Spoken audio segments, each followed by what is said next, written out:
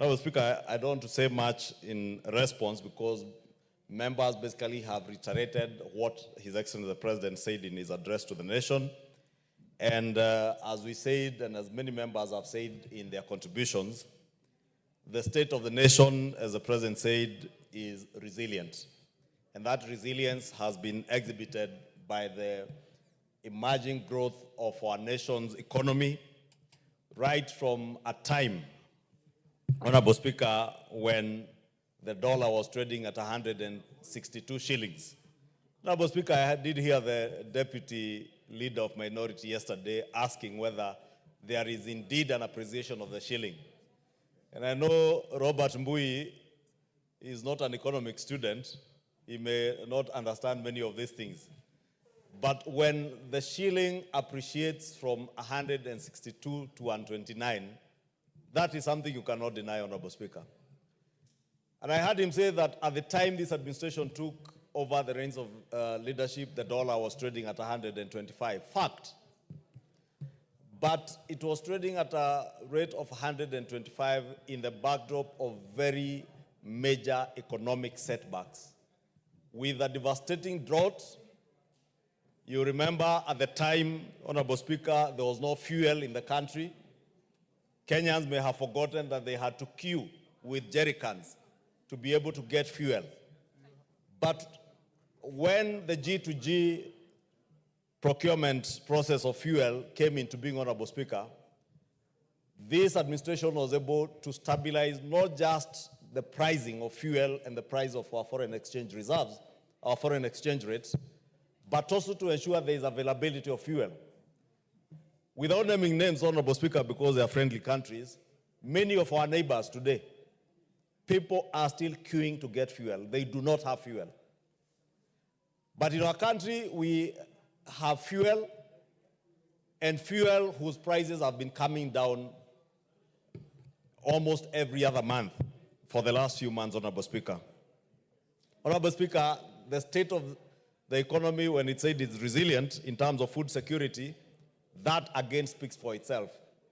As I said, Honorable Speaker, in moving, and as the President did enumerate in his address to the nation, we were buying unga at the price of almost 262 shillings in September. 280. 280 for some brands. Actually, there's a brand that was retailing at 287. Yes.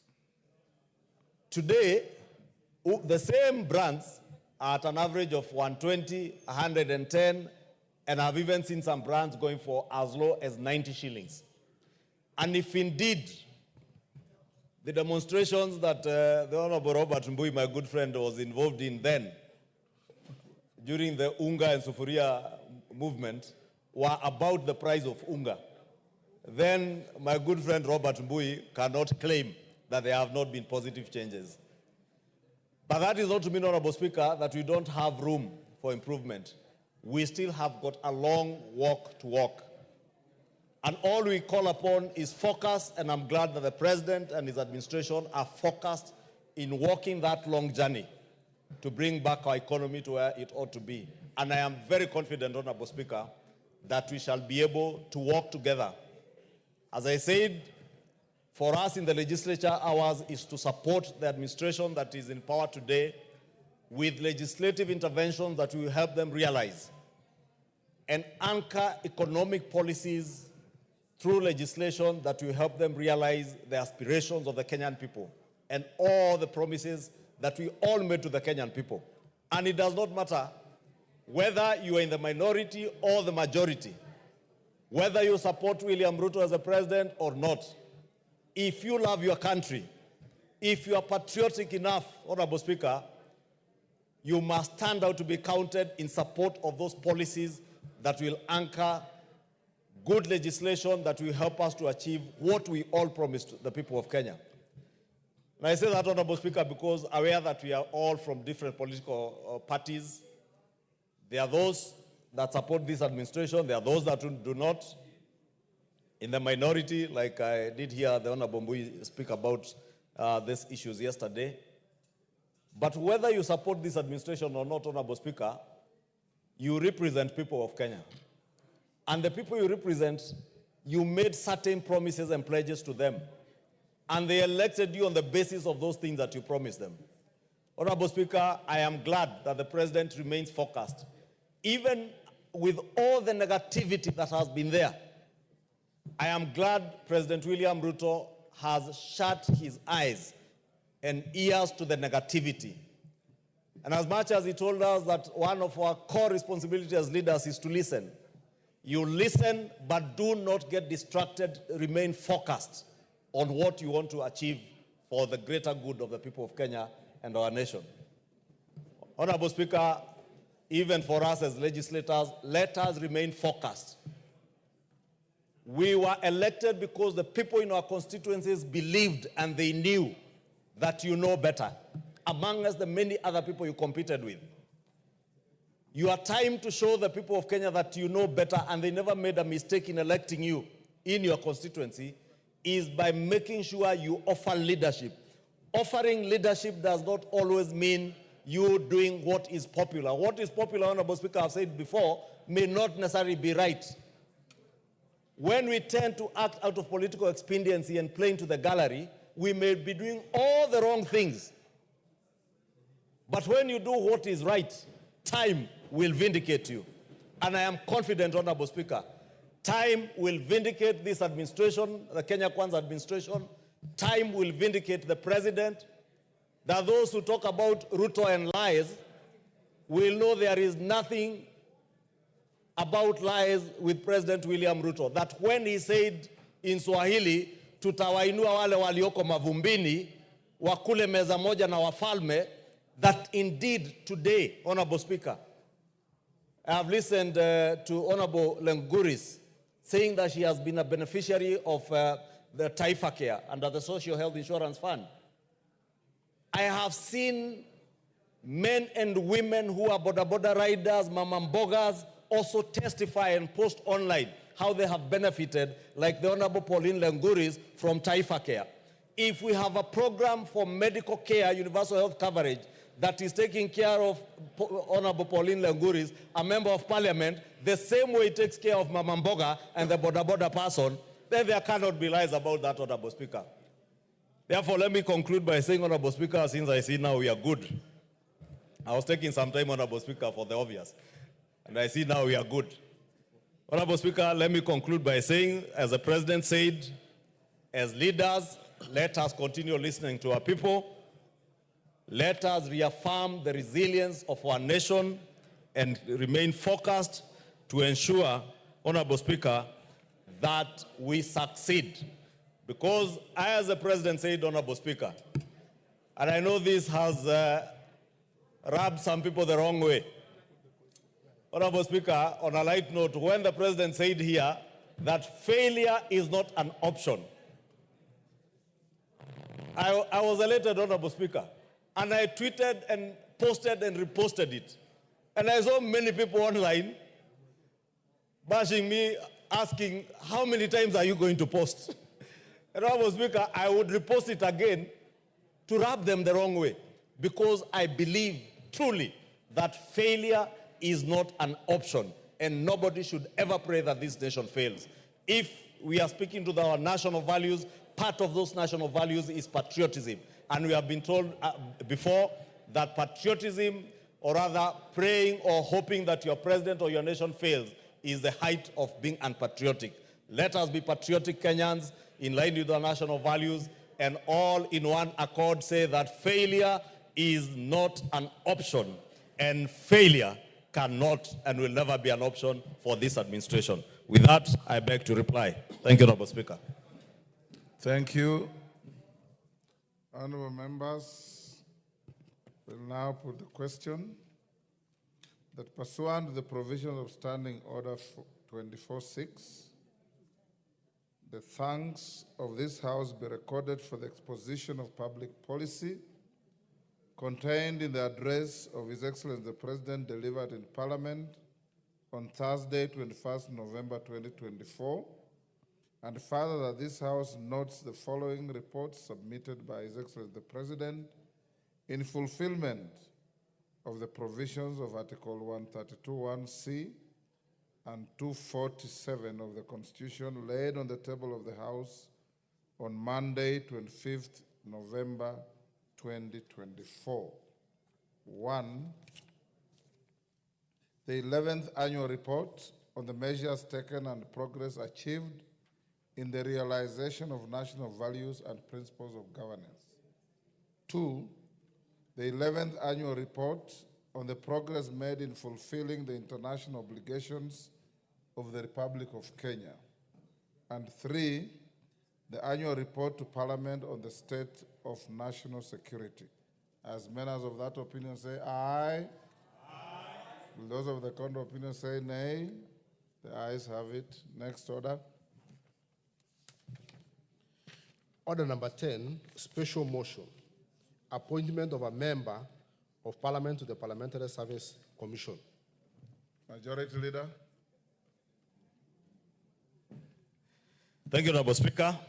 Honorable Speaker, I beg to move that pursuant to the provisions of Article 127(2)(c)(I) of the Constitution, this House approves the appointment of Senator Wahome Wamatinga, MP, to the Parliamentary Service Commission to fill the vacancy occasioned by the resignation of Senator John Derito Ichungwah, MP.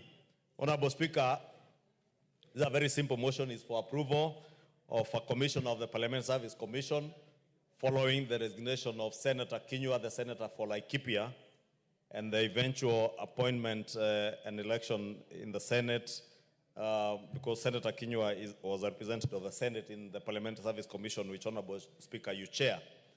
And this House last week, the other houses in Senate, did approve the appointment of Senator Wahome Wamatinga. Senator Wahome Wamatinga is a senator for Nyeri County and a very focused gentleman, a very good legislator, serving his first term in the House. And Honorable Speaker, I would no doubt believe, and I want to believe, Honorable Speaker, that Senator Wamatinga will serve very well in the Parliamentary Service Commission. And since Senator Wamatinga comes from a county that is not so far away from Parliament, Honorable Speaker, the county of Nyeri, and I know there are members of Parliament from Nyeri in the House, and those from Nairobi, the ones I see here, and the environs. And Honorable Speaker, you know, we must tell him he must not be in the commission to represent sectarian interests. But the commission, that what benefits one member benefits the other. What hurts one member should hurt everybody. Because we are all elected members of Parliament, and we represent people equally, Honorable Speaker, in this House. And it is not fair that some members have certain benefits that others do not have. And Honorable Speaker, as the chair of the commission, you have a huge responsibility to ensure that there is some equity. And I know within the budgets of the Parliamentary Service Commission, Honorable Speaker, it is possible to strike a good balance. And I do hope that Senator Wamatinga will bring in his expertise. I know he has been a very good engineer, and he can actually re-engineer whatever goes on in the Parliamentary Service Commission to ensure that there is that equity, Honorable Speaker. Lastly, Honorable Speaker, Senator Wamatinga is an elderly man. He's much younger than the Senator for Laikipia who was there, and I therefore believe that you bring in much more wisdom to the commission.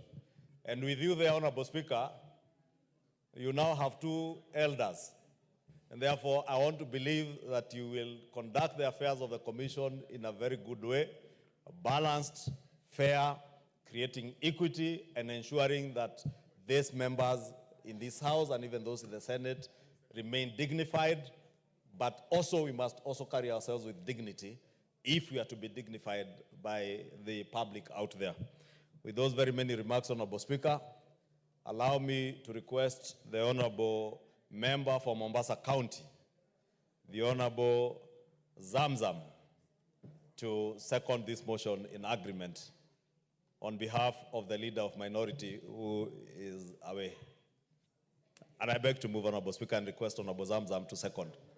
Mama Zamzam, unatoka harusi nini?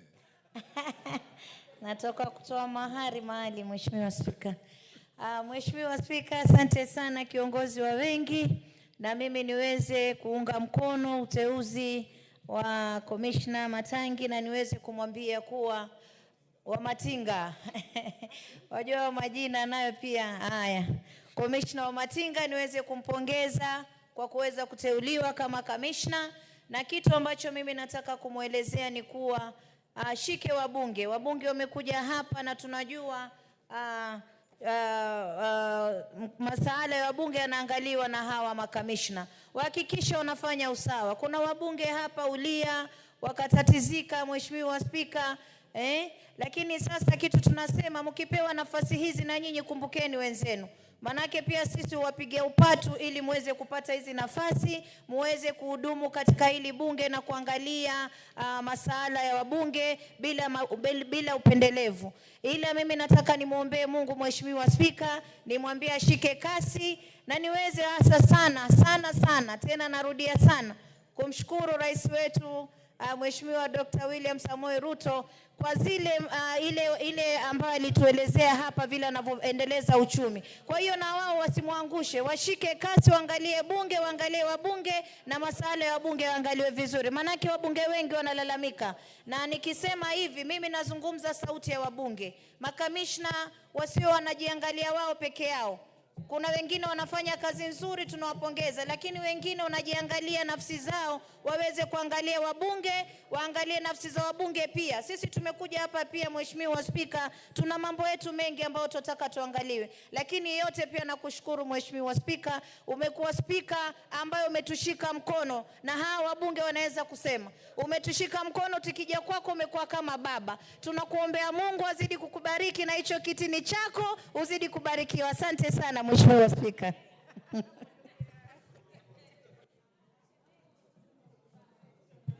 Asante Mama Zamzam. Order, honorable members. Order Nabwin. Take the seat. I now propose the question, which is that pursuant to the provisions of Article 127(2)(c)(1) of the Constitution, this House approves the appointment of Senator Wahome Wamatinga, MP, to the Parliamentary Service Commission to fill the vacancy occasioned by the resignation of Senator John Nyeri Ichungwah, MP. Do you really want to debate this?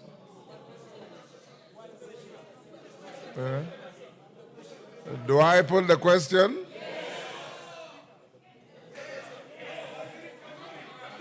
You have more serious business than this. Can we put the question? That is the mood of the House. I now order.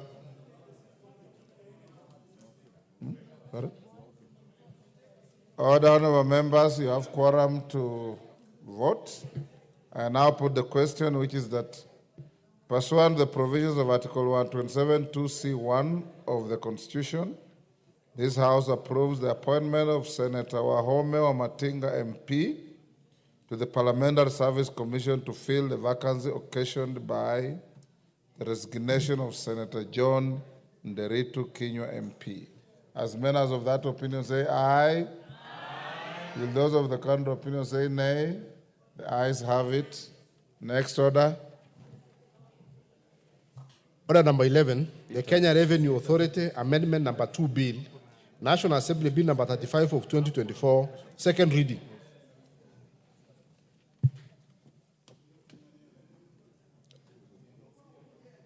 Majority, is that for Majority Leader?